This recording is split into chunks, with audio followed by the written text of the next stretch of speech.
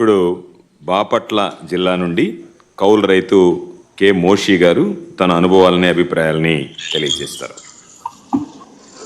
Sir good evening sir. Sir good evening sir. Ranjith sir. Ranjith go Ranjith. Sir good evening sir.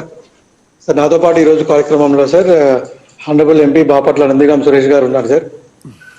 అలాగే honourable MLA Chirala Kannam Balaram garu, honourable MLA Bapatla Shri Kona Raghupathi garu sir, అలాగే AMC vice chairman Prasada Rao garu ఉన్నారు sir. Sir ఎగ్జాక్ట్గా sir December 4th మీరు VC చేయడం జరిగింది sir మా collectors అందరితో కూడా. ఆ రోజు కంప్లీట్గా ఈ తుఫాన్ గురించి డైరెక్షన్స్ మీరు ఇవ్వడం జరిగింది, ఎలా మీరంతా ప్రిపేర్డ్గా ఉండాలని చెప్పేసి. So then as you know sir, మీరు చెప్పారు మాకు బాపట్ల ల్యాండ్ ఫాల్ ఉందని కంప్లీట్గా ఫోకస్ అయింది. Even entire national media also in the district sir. ఆ రోజు మొత్తం అందరు కూడా ఇక్కడే ఉన్నారు.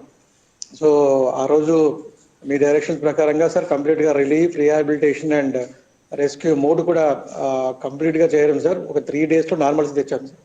Electricity sir first time it the best case study in the country sir. I think to face the cyclone అన్నది 24 hours మొత్తం అంతా కూడా ఎలక్ట్రిసిటీ అంతా కూడా రీస్టోర్ చేయగలిగాం sir, including all feeders and including poles కూడా రీస్టోరేషన్ అయిపోయాయి.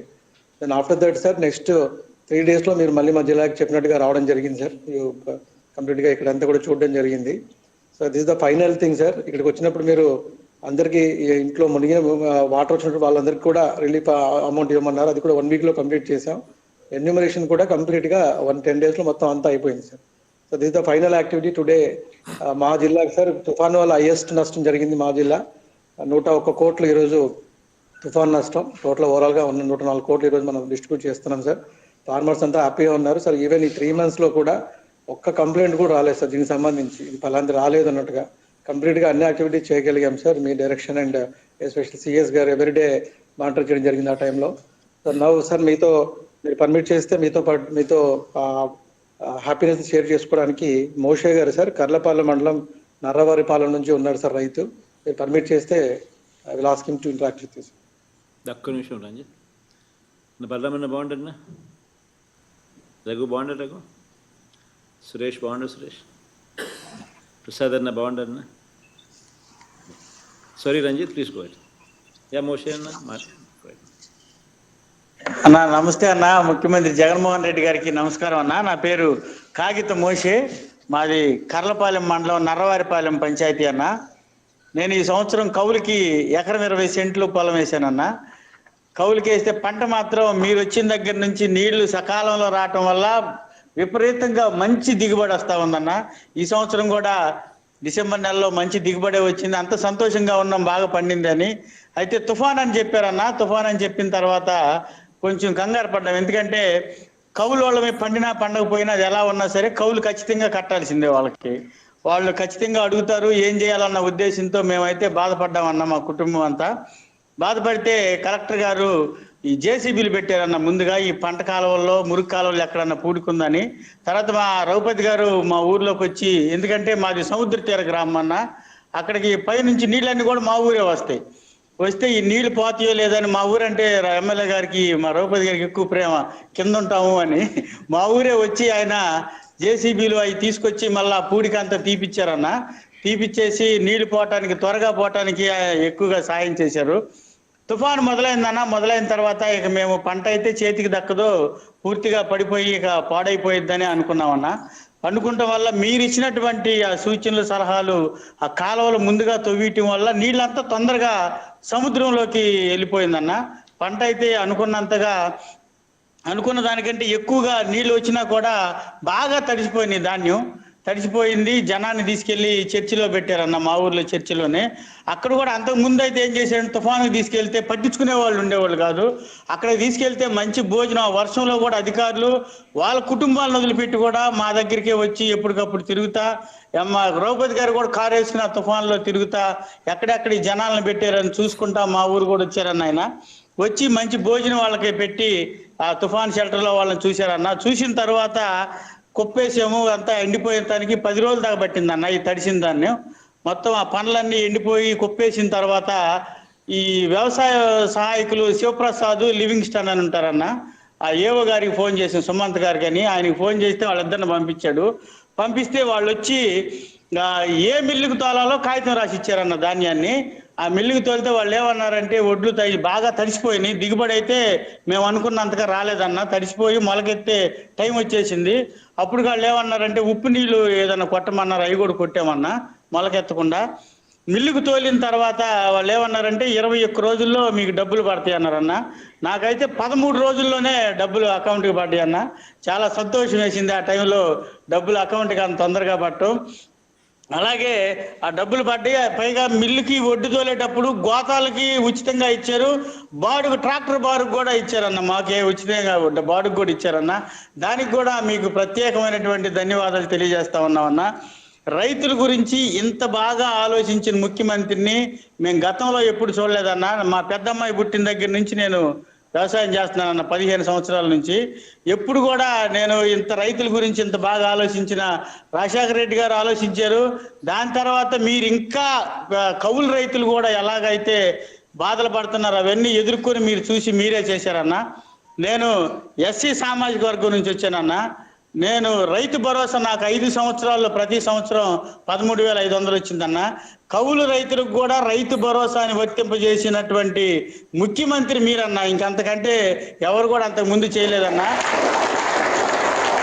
అది ఎస్సీ ఎస్టీ బీసీ మైనార్టీలకి కౌలు రైతులు చేసుకునేటువంటి వారికి మీరు మా బాధలు, మా ఎస్సీఏ మీరు, మా బీసీ మా మైనార్టీ మీరు, మా పక్షా నుండి మీరు ఇంత బాగా ఆలోచించి కౌలు రైతులకు కూడా ఈ విధంగా సహాయం చేస్తున్నందుకు మీకు మనస్ఫూర్తిగా మా కౌలు రైతులందరి తరఫున ధన్యవాదాలు తెలియజేస్తా ఉన్నా అన్న. ఇది కూడా 3 సార్లుగా ఇవ్వటం మాకు ఉపయోగపడతా ఉందన్న. విత్తనాలు కొనుక్కోవడానికి, తర్వాత పురుగు మందులు కొట్టుకోవడానికి, పంట కోత కోసే టైంలో 3 సార్లుగా ఇవ్వటం కూడా చాలా బాగుందన్న. ఆలోచన కూడా చాలా బాగుందన్న. అలాగే మీరు పెట్టినటువంటి ఆ తుఫాను నష్టంలో మీరు చూపినటువంటి చొరవ అన్న రైతుల పట్ల, మా మండలమే వచ్చారు, మా జిల్లాకు వచ్చారు, బాపట్ల జిల్లాకి, మా మండలం మా కర్లపాలెం వచ్చారన్న. మీరు చూశారు, పచ్చిమిర్చి చూశారు, వేరుశెనగ చూశారు, వరి కూడా మీరు వచ్చినప్పుడు కూడా నీళ్ళల్లోనే ఉందన్న. మీరు చూసి ఎంతో, మీరు వస్తున్నారంటే ఖచ్చితంగా రైతులకి మేలు జరిగిద్దన్న నమ్మకం అయితే ఉంది. మీ దృష్టికి వెళ్తే పంట నష్టం వచ్చిద్ది అనుకున్నాం. అంతకుముందు ఏం చేసేవాళ్ళు అంటే చెక్కులు ఇచ్చేవాళ్ళు, వాళ్ళకి అనుకూలంగా ఉన్న వాళ్ళకే ఈ పంట నష్టం రాసుకునే వాళ్ళు, అందరికీ రాసేవాళ్ళు కాదు. పేరుకు 4-5 రైతులు రాసేవాళ్ళు, వాళ్ళ ఇళ్లలో వాళ్ళందరికీ రాసుకుని గత ప్రభుత్వంలో వాళ్ళే తీసుకునేవాళ్ళు. ఈ చెక్కులు మార్చుకోవడానికి తీసుకెళ్ళినప్పుడన్నా బ్యాంకులలో కూడా చిన్న చూపు చూసేవాళ్ళు. వీళ్ళేదో వరద బాధితులు వచ్చినట్టు వచ్చేవాళ్ళు, వీళ్ళేదో ఉచితంగా తీసుకుంటున్నాం మేము నష్టపోకుండా అన్నట్టు చూసేవాళ్ళు అన్న. కానీ ఇప్పుడు మీరన్నా నేరుగా మా ఖాతాల్లోకి, మేము బ్యాంకుల చుట్టూ తిరగకుండా మా ఖాతాల్లోకి మీరు డబ్బులు వేయటం అనేది ఇది గొప్ప ఆలోచన అన్న. ఎంతోగా మీరు గ్రామ స్థాయిలో సమస్యలు గుర్తెరిగితేనే మీకు ఇలాంటి ఆలోచనలు వస్తాయన్న. మా అకౌంట్కి మీరు డబ్బులు వేయటం వల్ల మేము బ్యాంకుల చుట్టూ తిరగకుండా, మేము ఆటో ఎక్కి కర్లపాలెం వెళ్లకుండా ఈ ఛార్జీలు మిగిలినాయి అన్న. మాకు ఈ సమయం కూడా వృధా అయిందన్న. దీనికి ప్రత్యేకమైన ధన్యవాదాలన్న మీకు. అలాగే మీరు ఏర్పాటు చేసిన రైతు భరోసా కేంద్రం అన్న, మేము ఈ భూసార పరీక్ష దగ్గర నుంచి పంట అమ్ముకునే వరకు ఈ రైతు భరోసా కేంద్రంలో ఉన్న వాళ్ళు మాకు ఎంతో సహాయంగా ఉంటున్నారన్న. ఏ పంట వేయాలి, ఏ విత్తనాలు నకిలీ విత్తనాలు, పురుగు మందులనే అసలు రావట్లేదన్న. ఇప్పుడు మనకి రైతు భరోసా కేంద్రాలు వచ్చినాక వాటిని పూర్తిగా అరికట్టారన్న. ఆ యొక్క వ్యవస్థను మీరు ఏర్పాటు చేయటం అది గొప్ప ఆలోచన అన్న. మా ఊర్లోనే మాకు ఏ విత్తనాలు కావాలో ఉన్నాయి, మాకు ఏ పురుగు మందులు కావాలో మా ఊర్లోనే దొరుకుతున్నాయి అన్న. మేము వెళ్ళి చూసుకోవచ్చు, మాకు బాడుగు మిలుగుతుంది. అలాగే మేము ప్రయాణం కూడా మేము చేయాల్సిన పని లేకుండా మా సచివాలయం, మా గ్రామంలోని ఇవన్నీ కూడా దొరుకుతున్నాయి అన్న. ఆ యొక్క వ్యవస్థను ఏర్పాటు చేసినందుకు ఆ సిబ్బంది పనితీరు కూడా అద్భుతంగా ఉందన్న. ఏ టైంలో ఫోన్ చేసినా మా పొలంలో ఇదేదో కొత్త తెగుల్లాగా ఉంది రండి అంటే వాళ్ళే వచ్చి చూసి మా ఏవో సుమంత్ గారితో మాట్లాడి దీనికి ఏ మందు కొట్టాలని రాసి మా సచివాలయంలోనే మందులు కూడా తెచ్చుకోవడానికి అంత గొప్ప వ్యవస్థని రైతుల పాలిట మీరు ఆలోచించినందుకు మీకు ప్రత్యేకంగా ధన్యవాదాలు తెలియజేస్తా ఉన్నానన్న. అలాగే ఆరోగ్యశ్రీ పథకం అన్న, దాంట్లో నేను కిడ్నీలో రాళ్ళు ఉంటే ఆపరేషన్ చేయించుకున్నానన్న. 45,000 రూపాయలు గుంటూరు మణిపాల్ హాస్పిటల్లో ఉచితంగా చేశారన్న. అలాగే నేను వచ్చేటప్పుడు ఛార్జీలు ఇచ్చారు, అక్కడ భోజనం కూడా పెట్టారు. మళ్ళీ ఒక 4 రోజులు నేను ఏ పని చేయకూడదని 4,500 రూపాయలు నా అకౌంట్లో వేశారన్న.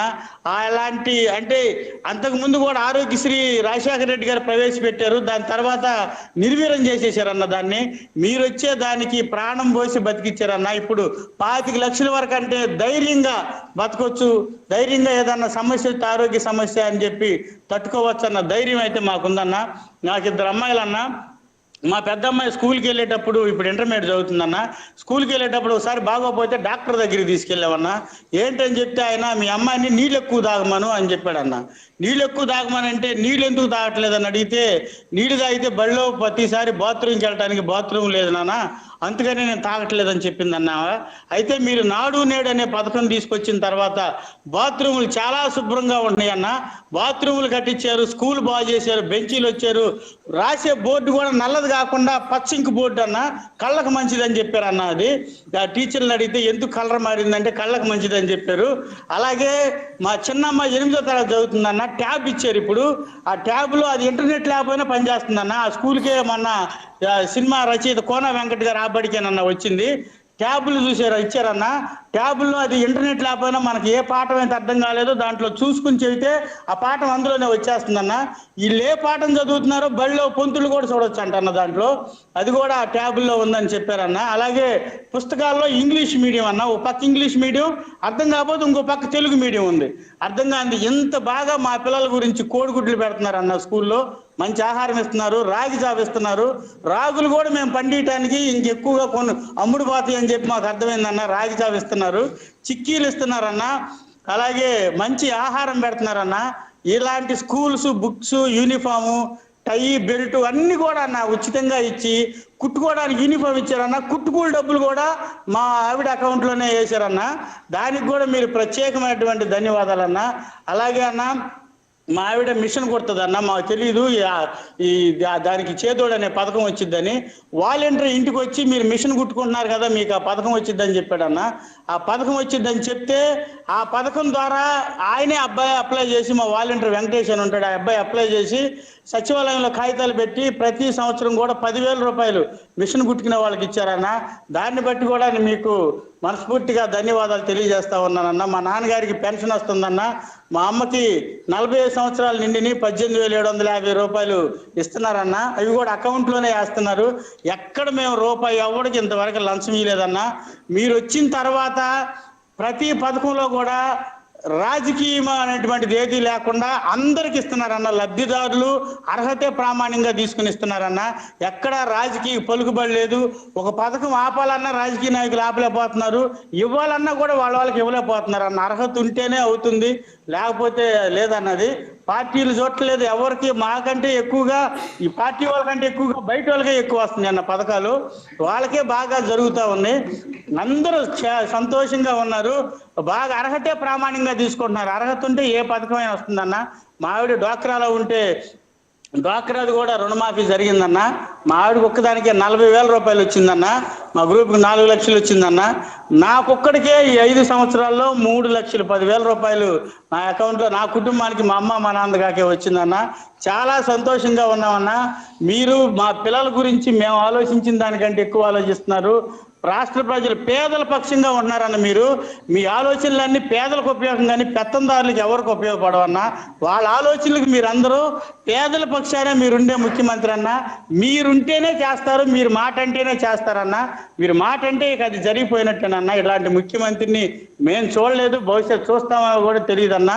మీరు మాత్రం ఖచ్చితంగా ముఖ్యమంత్రిగా ఉండాల్సిందే. పేదోళ్ళందరూ బాగుపడాలంటే మీరే ఖచ్చితంగా ముఖ్యమంత్రిగా ఉండాలన్నా. ఇదే మనస్ఫూర్తిగా చెప్తున్నానన్నా. నాది ఒక చిన్న ఒక విన్నపం అన్న.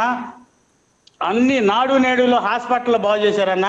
నాడు నేడులో తర్వాత స్కూల్స్ బాగు చేశారు, లైబ్రరీలు బాగు చేశారు, తర్వాత నాడు నేడులు అన్నీ చేశారన్న.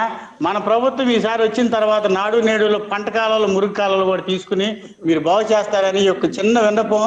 ఎందుకంటే మా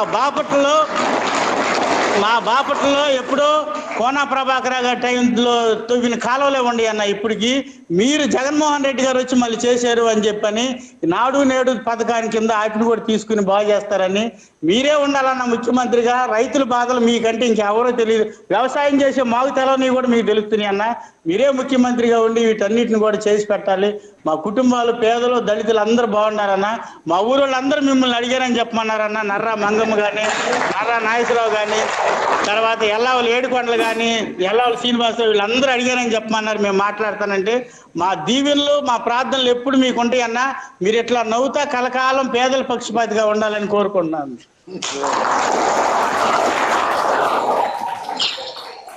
థ్యాంక్ యూ మోషే. బాగా thank you sir. Thank you.